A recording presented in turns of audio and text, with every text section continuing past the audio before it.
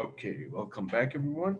Today we'll be covering the rest of chapter 9. Now, we talked about trade, how free trade is the most efficient way to maximize total surplus, and then why some groups end up losing, and well, total surplus, the total size of the economic pie will be bigger with free trade. The individual shares of certain groups will be smaller. These groups then will organize because their interests are hurt. They will organize into unions, into political parties. They will try to affect policy making decisions. Now, in the case that they're strong enough to actually force their positions on policymakers, then the governments need to address their grievances and their problems, excuse me, through different methods to be able to counter the effect of the free trade new status quo. They will try to impose tariffs, quotas, um, or a combination of them both in some cases, especially in the US agricultural policy. I was reading this book about agricultural policy, and it's actually used. There is a combination of both these tools together. Tariff, tax on goods produced abroad and sold domestically. Tariff is basically a tax that is only applied to certain goods. For example, if you go to Walmart and the employees are there, they tell you if you buy anything that's made in America, you just need to pay the price that is written on the price tag. But if it's not made in America, you have to pay $100 tax for every foreign thing that you bought. That's tariff, a tax on goods produced abroad and sold domestically. Now, later we talked about how this would change the uh, supply producer surplus and consumer surplus and the deadweight loss associated with the tariff, part F and part D, and also how it would sometimes help governments make money, which is like something that would encourage politicians to rely on tariffs from time to time because everybody likes money, especially politicians like money, and taxes are sometimes really hard to implement. So tariffs are always a nice way to raise revenues for the government. They're especially gaining popularity these days because of all the trade issues with China and the rest of the world, and also individual countries with each other. So tariffs are back. Now, import quotas, we talked about, it's a limit they put on imports. For example, I'm telling you that you can sell 1,000 Japanese cars in the state of North Carolina. That's it. At max, you can sell 1,000. Not 1,010, not 2,000, not 1,001. You can only sell 1,000 Japanese cars. Now, when groups that are hurt by free trade organize and enter policy discussions, they would try to win the popular opinion by lobbying and trying to actually sell their position to the public. They use many different arguments. In this part, we're going to cover those arguments. The jobs argument, which is the strongest argument, and as I mentioned last time, I myself sympathize with it. It's it's the most powerful argument in my eyes. in my opinion. It basically says that trade with other countries destroys domestic jobs. It says that, okay, fine, you're having brand new sneakers and you're driving a Japanese car. Good for you. But there are people who can't even afford their children's school tuition because they lost everything. So we have to at least counter these the free trade to a certain degree, at least. Free trade creates jobs at the same time that it destroys them. And that's a fact. As you close down factories, because what those factories were producing are now being imported from abroad, you have to give something to the foreign country that is exporting goods to you. What you're going to give them? Some goods that you are better at producing. And you need to create jobs to produce them. No foreign country would give you anything for free. They would give you cars in exchange for, let's say, soybean. They would give you laptops in exchange for airplanes. They would give you oil in exchange for petrochemical products. So if you lose your jobs producing what you're importing now, you need to create jobs to be able to export things to other countries. Total unemployment does not rise as imports rise because job losses from imports are offset by gains in export industries. But and also data, if you look at this data, it kind of supports that.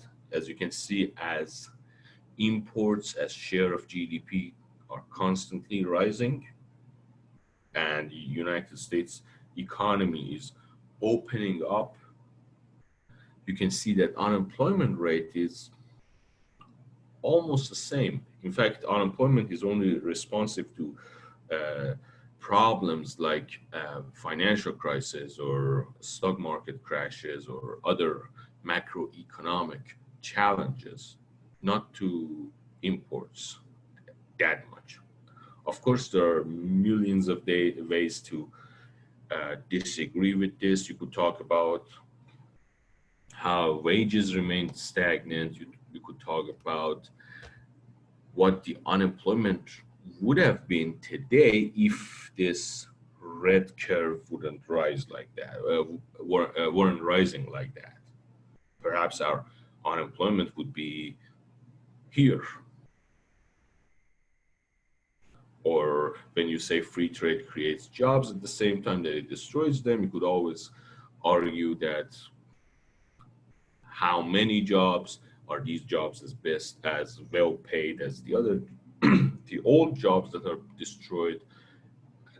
Like these discussions never end, at least in my opinion. They never end, but these are different arguments and there are different responses to these different arguments. But one thing is clear: in order to be able to import things from abroad, you need to export things to them.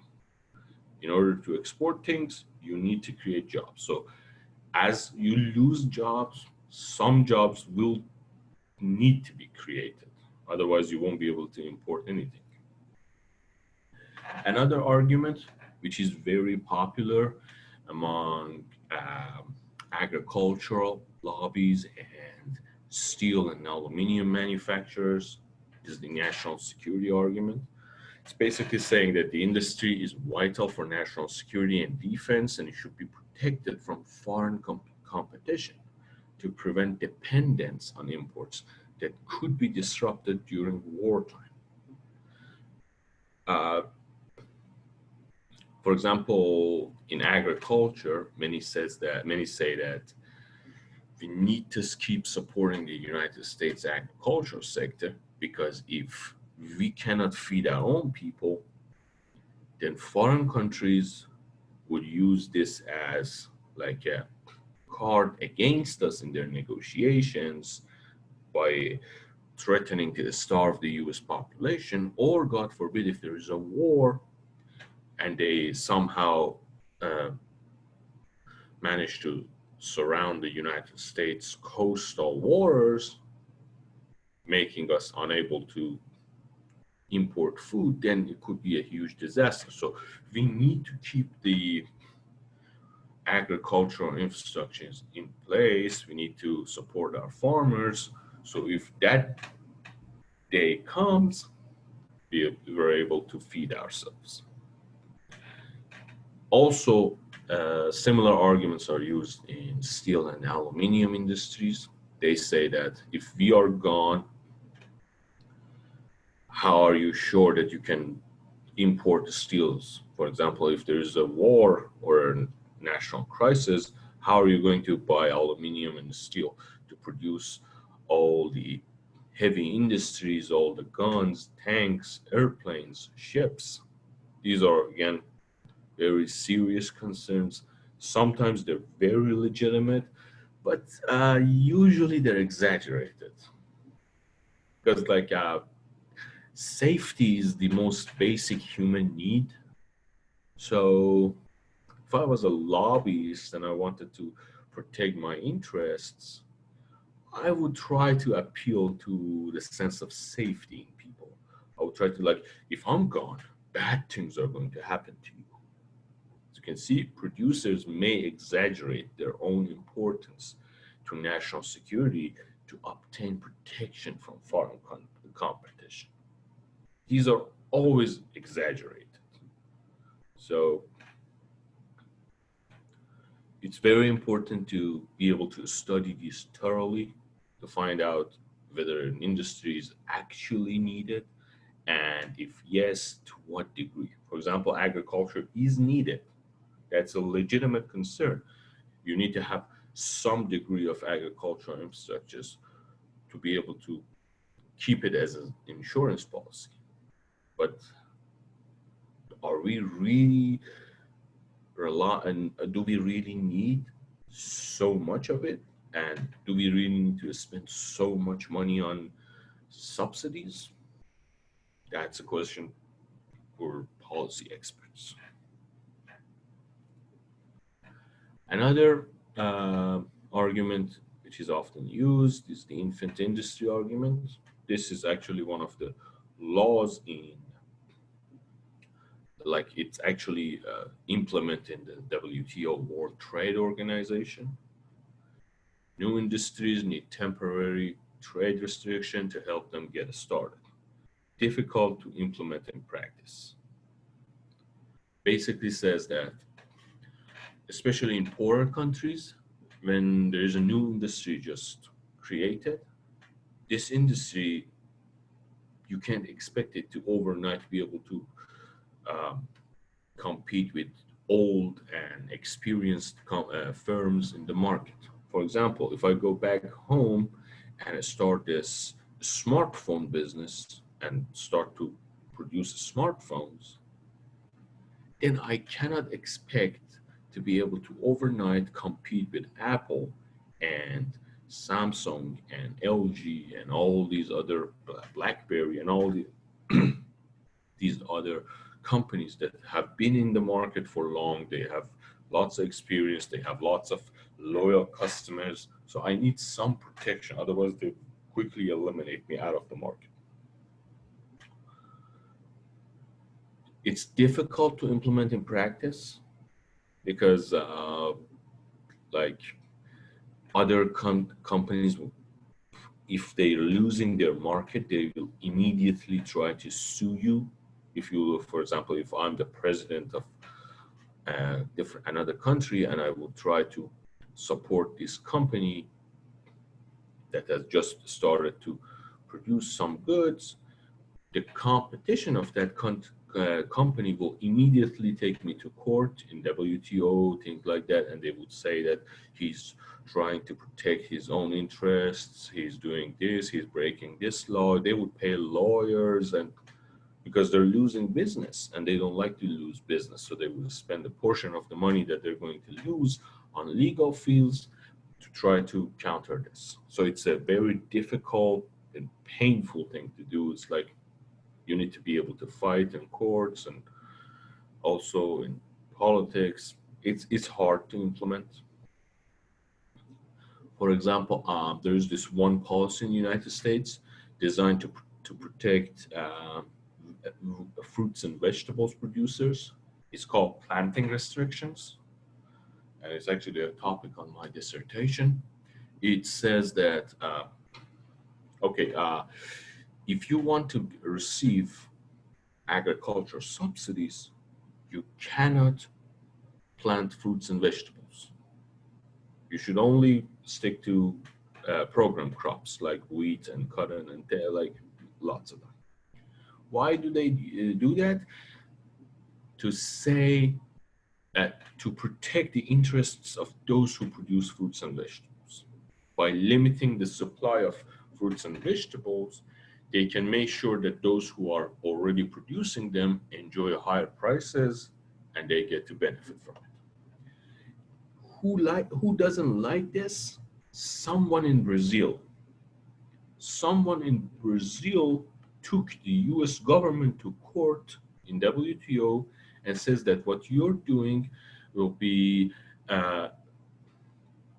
because of like all these complex legal things would be hurting my interests and it's illegal. And he actually won, like the Brazilian government won. So the US government was like, okay, but I'm just trying to protect this fruit producer in Florida from some huge farmer in Utah. I don't even know you, but then who you are coming from the other part of the planet, like the South Pole, here to lecture me on what to do. But then he won. He had a strong case in court and he won. So it's really hard to implement. Also, the temporary policy is hard to remove. Trust me, many problems that we have in policy and like public policy today, they all started as temporary policy. They all started, okay, you have a problem. In order to fix this problem, let's do this for 5 years. But then no one could remove that. So 5 years became 10 years, became 20 years, 100 years. One of these problems is probably the agricultural policy of the United States itself. Many believe that what started as something to try to feed the public in 1930, it is now one of the biggest challenges for the United States, especially in times of budget imbalance, like the agricultural subsidies. It's out of control, and it was supposed to be just a temporary policy, but it's going on and on and on forever. Another example that I would want to, I had this one, another example, I don't remember now. Fuel subsidies. Yeah, now I remember. Fuel subsidies in Iran. Iran is like an oil-rich country, so people treat cheap gas as a birthright. That gas should be always cheaper than water. That's like that's a fact. Like embedded in our DNA. We're oil-rich.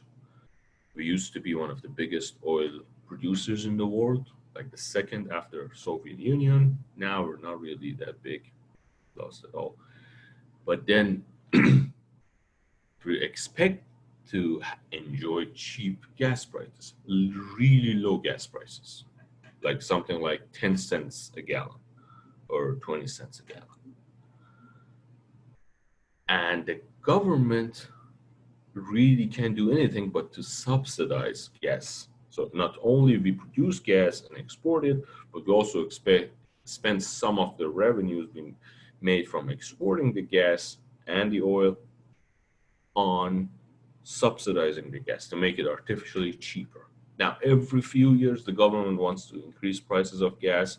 People protest, people fight back. They don't like it. So the government will only do this like 20%, 30%, 50%. Then the government can't balance its budget. The currency will get devalued. Then 5 years later, they again need to increase the price of gas. Again, there will be opposition. And this wheel of misfortune just keeps rolling and rolling and rolling, and no one's brave enough to just break it up. So temporary policy, very hard to remove. And protection is not necessary for an infant industry to grow. This is basically the survival of the fittest argument. They're saying that if you actually deserve to be in the market, you don't need to be protected. Like nobody protected Henry Ford when he started producing his cars. Nobody protected Steve Jobs when he designed the first Apple. You gotta grow up. You have to be strong. That's just you.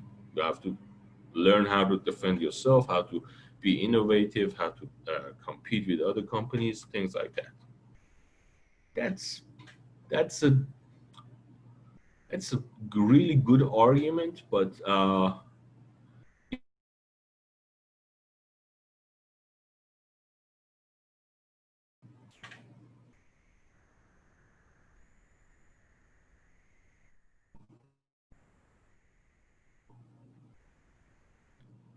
can you hear me?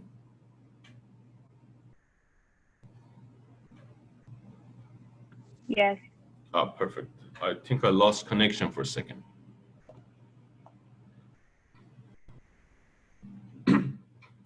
Okay, what was I saying? Yeah, protection is not necessary for an infant industry to grow. So basically, they're saying you just need to be good yourself and not rely on the government. If you rely on the government today, you will rely on the government 50 years from now. But if you learn and if you're actually uh, strong enough and creative enough and fast enough and uh, overall, if you deserve to be in the market without government support, you can be in the market and you can remain in the market. So that's a very uh, strong argument, but sometimes not really applicable. Especially in poorer countries, these industries they tend to disappear because they just can't compete. And those companies that they're competing with, they sometimes use not so fair tactics to come after them. So if, for example, I see a new company starting in, let's say, a tiny country, and I'm a huge multinational corporations, sometimes I use some questionable methods to get rid of that company. So that's the other side.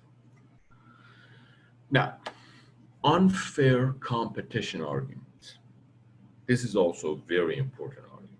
Producers argue their competitors in another country have an unfair advantage due to government subsidies, for example.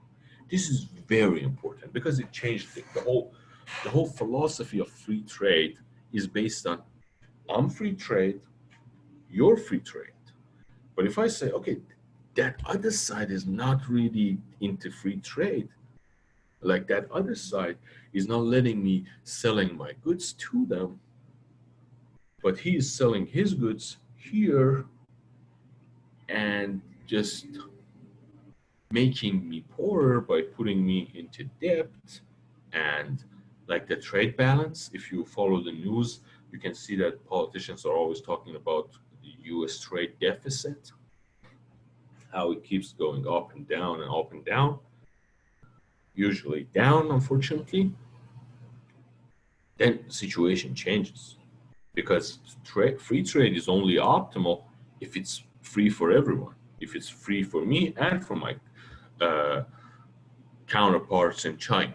If it's only free for me, not for them, then it's not really optimal. If you can actually show it with game theory in the book Gibbons, second chapter, if I remember correctly, from my first year, there is a game theory example that it's like a very advanced mathematical thing that you solve, and you can actually see that the efficient way is to uh, back off from free trade. So this is one argument. Another argument are things about legal labor laws. For example, I'm saying that, okay, I'm producing, let's say, t-shirts in the United States. I'm more efficient. I have the better technology. I have the better cost management. I have better everything. But my competitor in a very poor country halfway across the planet is using child labor. What am I supposed to do with that? I have to pay my workers. They're all adults. They're all educated. To a certain degree, they know how to defend their own interests. If I don't pay them fairly, they'll sue me. There is no way I can compete against someone who is just using 10-year-olds day in, day out to produce t-shirts. How can I compete with that? That's another argument. And I think that's a very important argument. And I actually wanted to know your opinion about this.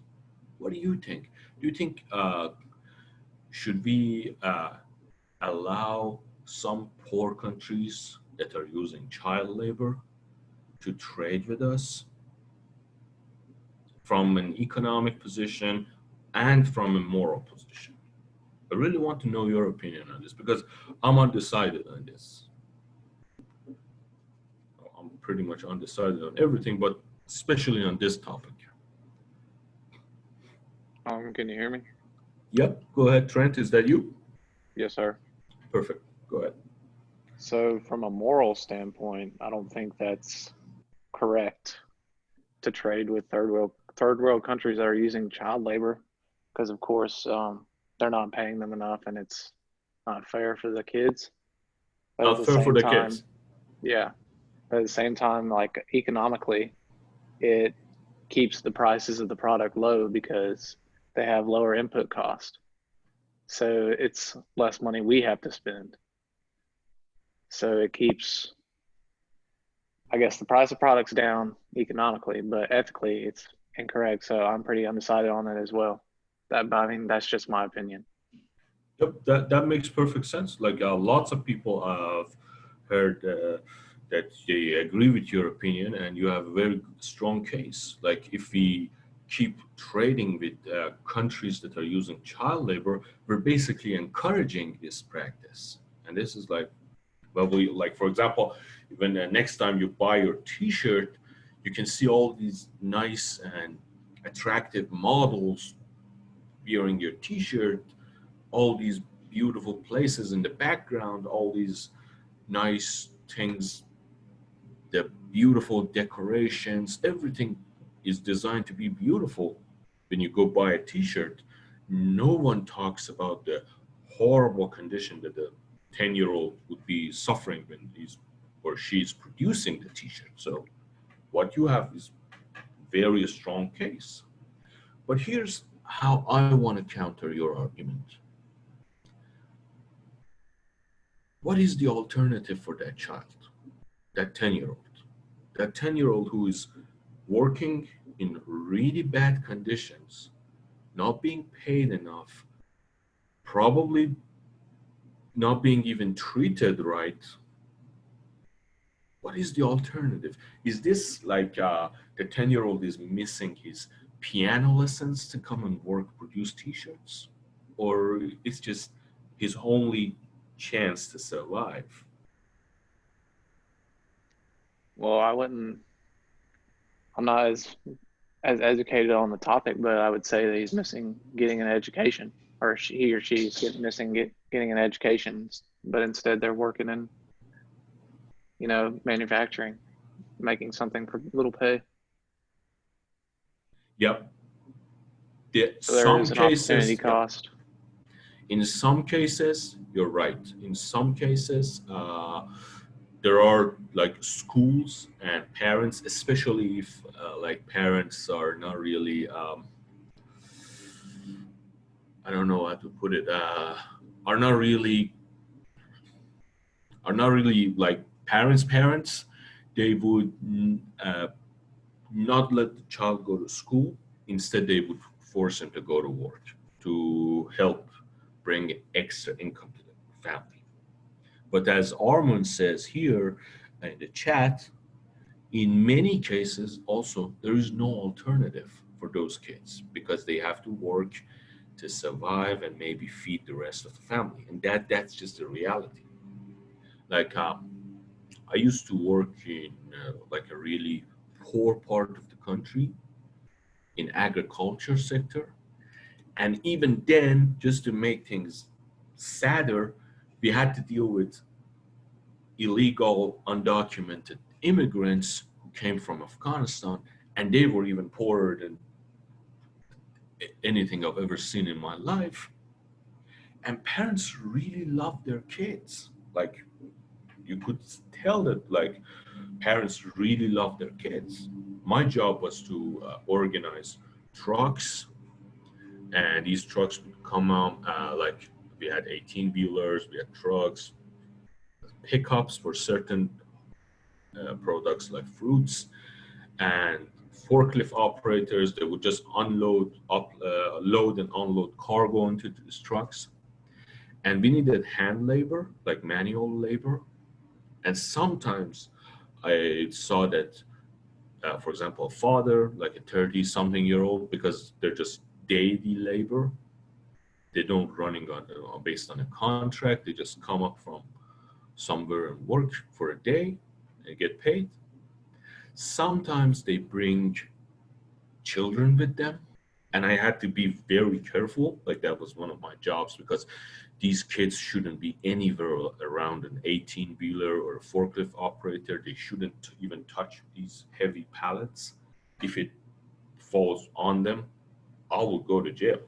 If anything happens to those kids, police would come, handcuff me. That's jail for me. I'll have to go to prison for like 10 years because of neglect, because it was my duty to make sure that everything is safe. But then I could see that like people would rely on this. Like, we had people who would jump the border, like, and it's a really dangerous border, lots of mountains and things like that, just to come to work during the harvest season to make enough money to survive the whole year back home. And for them, it was really important. That's why, like, a father and his son would try to cross the border and then go back. So it's a very complicated situation. I think it's like very interesting. Anyone else? Anyone else? Like, I really want to know your take on this. Like, it always like puzzled me when I had to work with these people, and also here now that I'm studying them, it's puzzling. Like, what should have I done? Should I just let them work, or should I not only send the kid home, also fire his father for bringing him, just to discourage people from doing this? What should I? How? What should I? What should I do? I don't know. What do you think? Anyone? I mean, I don't know if you'd want me to answer the question since I answered the first one, but I'd say you shouldn't, like, just tell them it's not allowed. Shouldn't fire them because they're just asking for extra income. I mean, I would too if I was struggling financially, but I would just tell them it's not allowed. Yep. Yep. That's almost what I did. So, yep, you're right. Okay, great argument. We all learned a lot. That was great. So, these unfair competitions, they're, as you just saw in our argument, it could be very complicated, and there is not like one right position to take. No matter what you say, there will be like a deeper argument to your argument. One way to say a tough spot to be in because labor laws may prevent you from letting the child work, but you must also feel a moral obligation to help the family financially. Yeah, exactly. That's a very tough spot. That's why I think we should just follow the law because, like, if you can trust the law, which I do here, not really where I'm from, I don't trust the judges back home, but here I trust those people who, like, are judges and legal experts to use their brains and come up with a law that is actually moral, and I can just follow it and just at least feel better. So that's a very important thing. Now, the argument in defense of keeping free trade, even if the other side is not keeping free trade and like cheating, is that it would increase total surplus for your country. It's basically saying, yes, we know the other one is cheating, but if you remain loyal to this arrangement, even though everyone else is cheating, you'll increase your total surplus. It's basically telling like a student that if you're taking this exam and for some reason other students are cheating, you shouldn't cheat. You should keep studying because you will learn things that would help you in life. We should welcome imports of low-cost products subsidized by the other country's taxpayer. That's an actually very important position.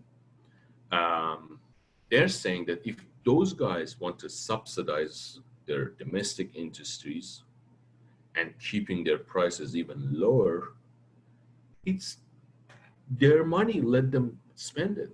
We're the ones who end up enjoying it because we'll be enjoying a much cheaper product than before. So good for us. Let them do it. Let them spend their money. And it actually was a very sophisticated paper like 4 years ago, more than that, I think 6, 7 years ago. I don't remember the name. It was about the Chinese devaluating their currency. The paper was basically saying that at that time, many people in politics especially were saying that the Chinese government is artificially bringing down the value of Chinese yuan, their currency, their money, down so that their goods are cheaper and they'll sell better at our markets. Therefore, they're trying to cheat. But then there was this paper that said if they're doing this, they're literally transferring the wealth of Chinese people to the United States. Who are we to stop them? I mean, are you going to like, if someone calls me and says that I'm going to transfer $10 million to your bank account, I wouldn't like try to discourage him unless it's the Nigerian prince, which is then, and that's a different story. But if he is sincere in giving me $10 million, then I would say, yes, why not? Go for it. So that's the argument. We should welcome imports of low-cost products subsidized by the other country's taxpayers. They're basically saying they're moving their wealth to our country. Let them do it. Who are we to stop them?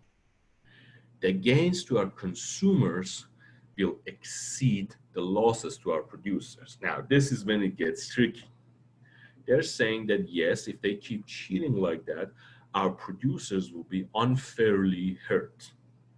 But then our consumers will get to enjoy even more cheaper sneakers and cheaper phones and cheaper televisions and cars and everything. My answer to the second one is for how long?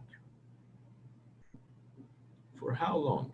If our producers keep losing their jobs and keep losing their business, how are our consumers able to keep buying all these sneakers and all these TVs and all these cars? is this like sustainable? That's a very nice word. I really like the word sustainable. It's usable in every parts of economics, and it's like anytime you feel yourself you're in a corner, you can defend your opinion properly. You could just throw in the word sustainable, help you a lot. Is this really sustainable? Like, can you keep doing this forever? At the end of like in like 10 years, no one will be left who has a job, and then who's going to pay for all the sneakers and all the TVs and all the cars that we're importing? So all the t-shirts, these are also important. So again, unfair competition argument, very important. Now, this is something that I actually wanted to keep talking about. Some people say that restricting trade can be a bargaining chip. Some say that you could threaten other countries that if you don't give me a better deal, I'll just restrict trade. And if you're like a bigger and a stronger economy, you could force the other country to accept your position. Trade restrictions can be useful when we bargain with our trading partners. This is the argument behind trade wars. There's basically saying that what's a trade war? A trade war is that, for example, sometimes a country like United States says that, okay, I'm being unfairly treated. I need a better deal. And if you don't give me a better deal, I'll hurt myself by restricting trade, but I'll hurt you even more. It's basically like saying that, okay, I'm a bigger government, I'm a bigger person, I'm a stronger, I can afford to slap myself in the face, but if I use the same force and slap you in the face, you'll be hurt real bad. So I'll slap myself and then I slap you.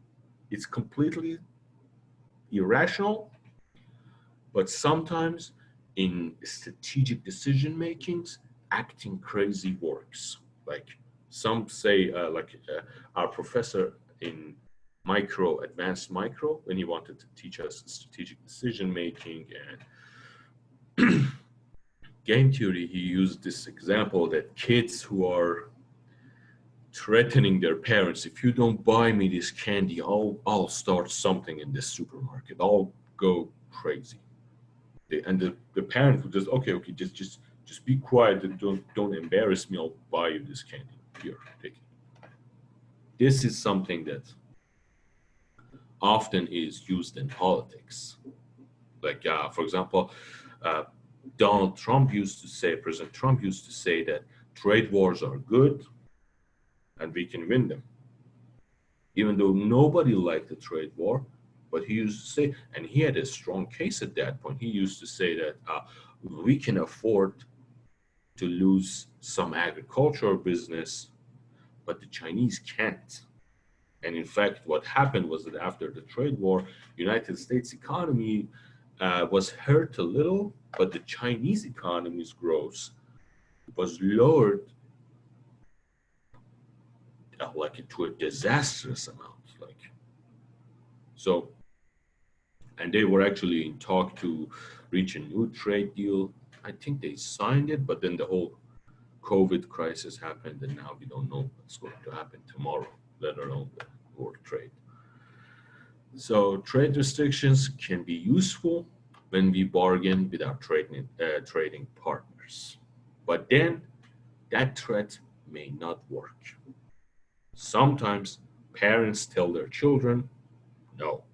In order to teach them a lesson, they'll just tell them, I won't buy you the candy. Do whatever you want. Sometimes other countries may think that you're bluffing. It's exactly like a poker game. When I call, for example, I may have nothing in my hand. I may have just two twos and one jack of something, Nothing. But then I would go all in, scaring everybody. Sometimes others would think I'm bluffing and they would call my bluff. That threat may not work. If I say, I'll hurt myself and I hurt you just to scare you into accepting my new trade position, you may not be intimidated. You may say, as who said it? Leonidas in the 300 said it, come and take it. That's one of the oldest responses to a threat. Come and take it. So that threat may not always work and it could backfire.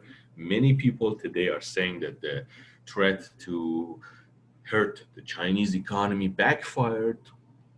Well, I think we cannot actually reach a conclusion now because of all this COVID crisis, but later we can see if it actually worked or not. And it will help us to understand if the trade war is something that can be used or it's just something completely wrong and shouldn't be used ever again. Now, trade deal.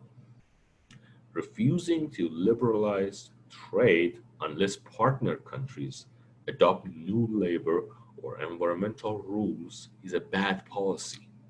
Because if the new standards would reduce distortions in some dimensions, such a policy involves threatening to maintain large distortions in the form of restricted trade.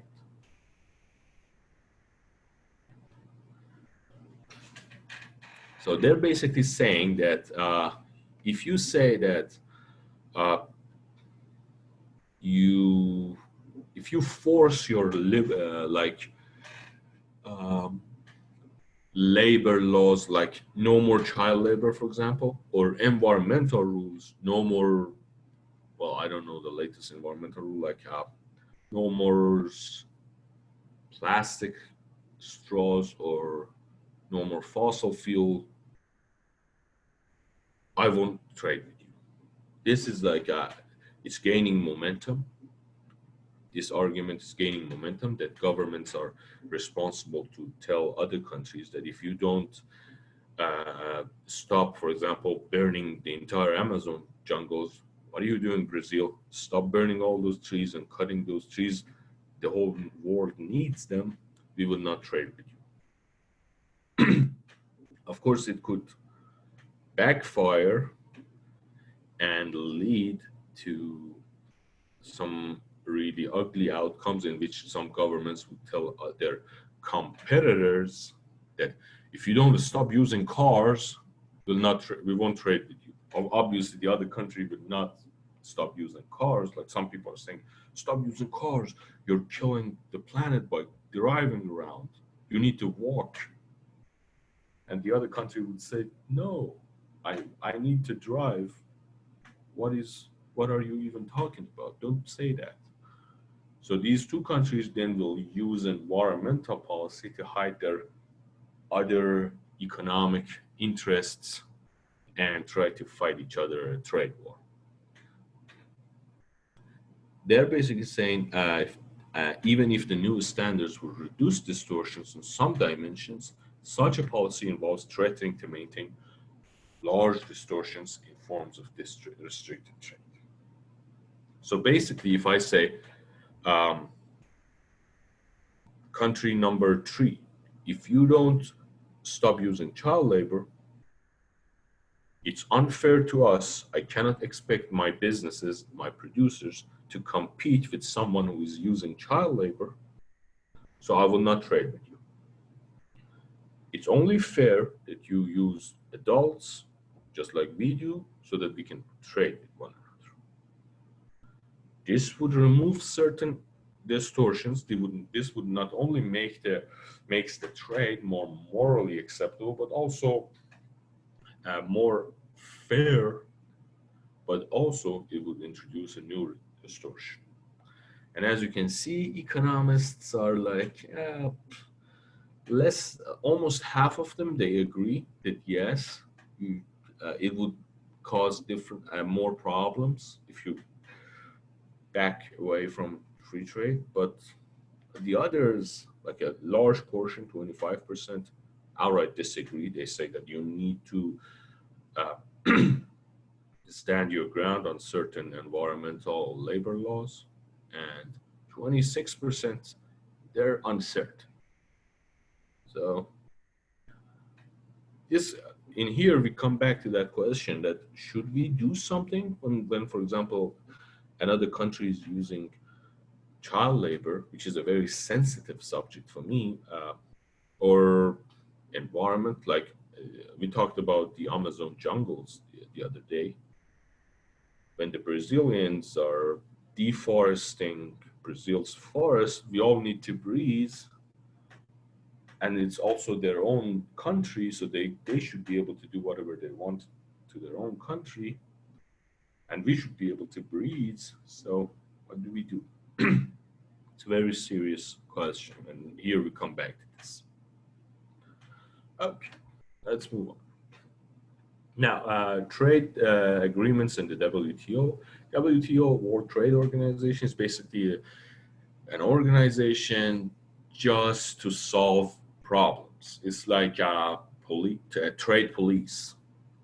Like whenever I'm treated unfairly by another country, I'll just call 911 of trade, and someone in the WTO will pick up the phone and says, "What's your emergency?" I say, "Hello, 911. United States is cheating by subsidizing their fruits and vegetable sector."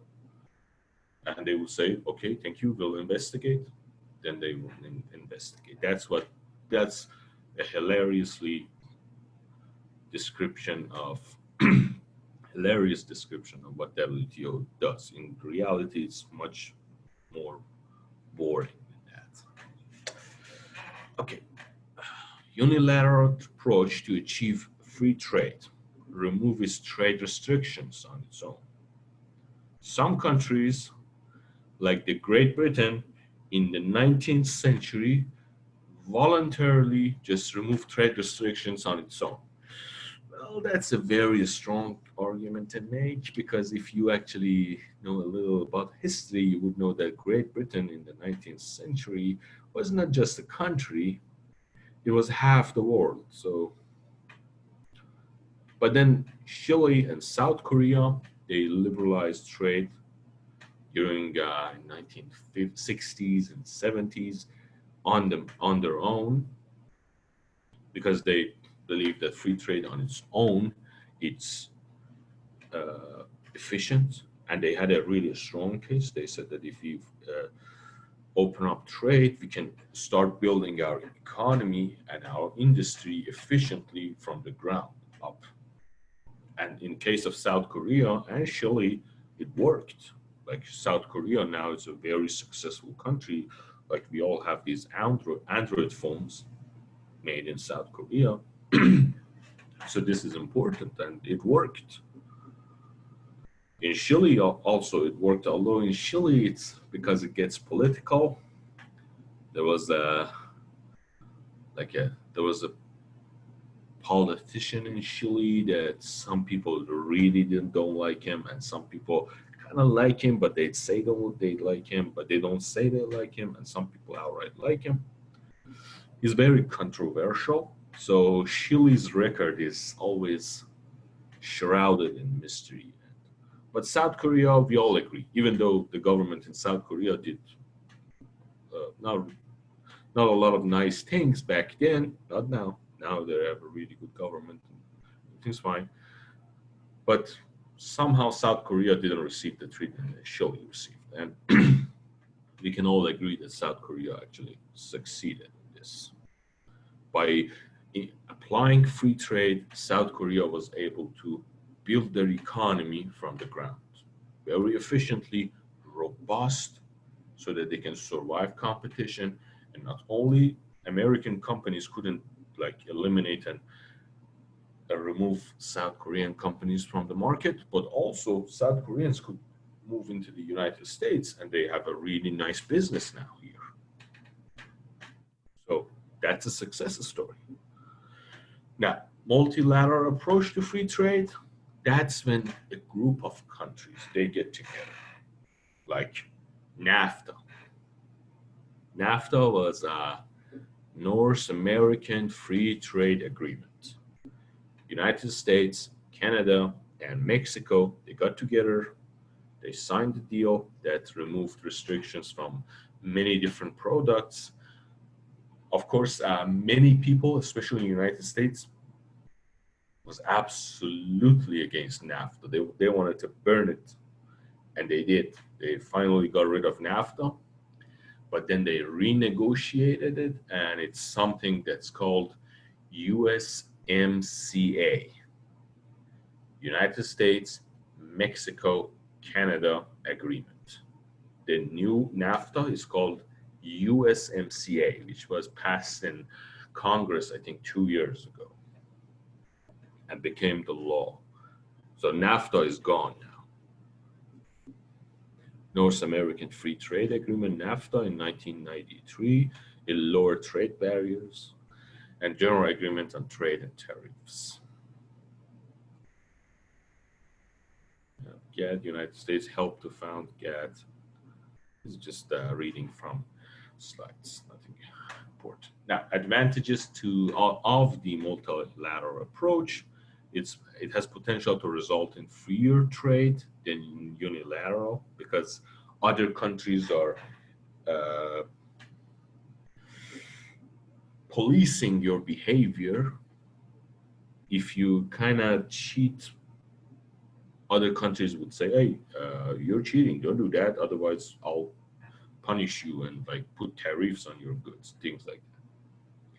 It would reduce trade restrictions abroad and at home, so not only you'll enjoy fairer and better trade and a bigger surplus, but also because they applying it, your producers can maintain a bigger share of their pie, and their consumers can also enjoy cheaper prices and everything that comes with free trade. There is also political advantage. Producers are fewer and better organized than consumers, so they would have like greater political influence on NAFTA and UCMCA. How many of you were present when the government was renegotiating USMCA? I'm pretty sure none of you. Why? Because we're all consumers. But you know who was present? The producers. The producers, because they were fewer and better organized, they could advise the US government that, Mr. Government, if you go there and sign this deal, make sure you implement this law or that law to protect my interests. And Mr. Government says, okay, I'll do it. And that's why USMCA is more popular than NAFTA among certain producers. So this is what our slides, like chapter 9, very important chapter, especially these days in international trade. International trade, I think it's one of the most important topics for someone living in 21st century. As we move forward, it's going to get actually more important because countries are opening up their economies further and further. So make sure you do the homeworks, and I'll also post your first writing assignment, which is like a quasi midterm writing assignment. I will let you know about it. And that's it. After this chapter, we don't have any more of these like curves and slopes. And after this chapter, everything will be like really easy. You just look at my face and I'm talking to you, blah, blah, blah, government do this, government do that. That's basically this. Like this was the last really difficult chapter in this. So if you're still with us, good, you survived. Now, before I let you go, I have one more thing to talk about free trade, and that's the nature of trade today. What you saw is like a very basic definition of trade, which is when there are producers in one country, consumers in another country.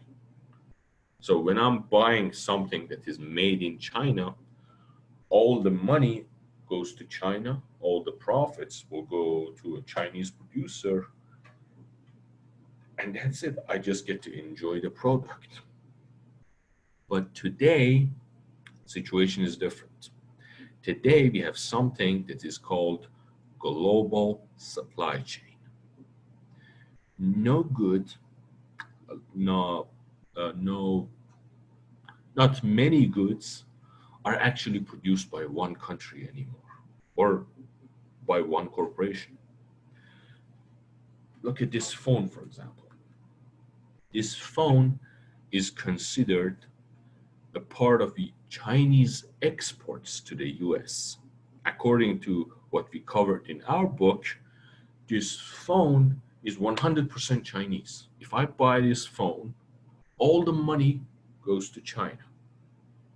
But that's not real. That's not the truth. The reality is, as this research shows, only 25% goes to China. Whenever you buy an iPhone X, only 25% of it goes to China. And actually, it's like if you Google global supply chain, you can see that it's just so complicated. Every part of your phone is produced by some country. And when you buy this phone, which is technically a Chinese phone, you're making people richer in the United States, in South Korea, in Japan, in all over the world, in Taiwan, in China, everywhere. So it's very complicated now. Now, when we talk about trade, it's no longer one country versus another country. I will later post this because this is like, right now, this is my research. I'm trying to estimate what's going on in United States trade balance with a team of economists, computer programmers, and sociologists. And those guys are really good. They know what they're doing. If I don't mess it up, I think it will be a really good paper. So just remember, these days things are much more complicated than before. There is no longer something that is made in America or made in China. It's just a complex web of value between this company, that company, this country, a 10-year-old in that country, a 55-year-old CEO in that other country, a 20-something-year-old computer programmer here, a 30-something-year-old lawyer here. All these men and women are working together. And it's just, so I think we had a really good discussion today. I will post this paper for you to read if you're interested. And I don't know anything more to add to this whole discussion on trade to help you. So that's it. That's enough for today. Thank you very much, everyone. If you have any questions, I'm here. You can ask. If not, you can go and see you on Thursday.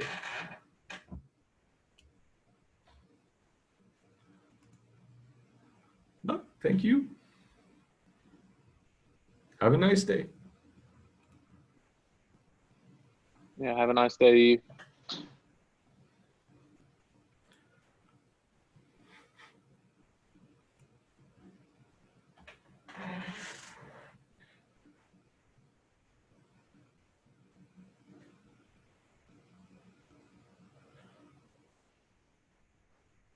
All right, as always, if you have any questions, you can always email me, ask for office hours, do what you want.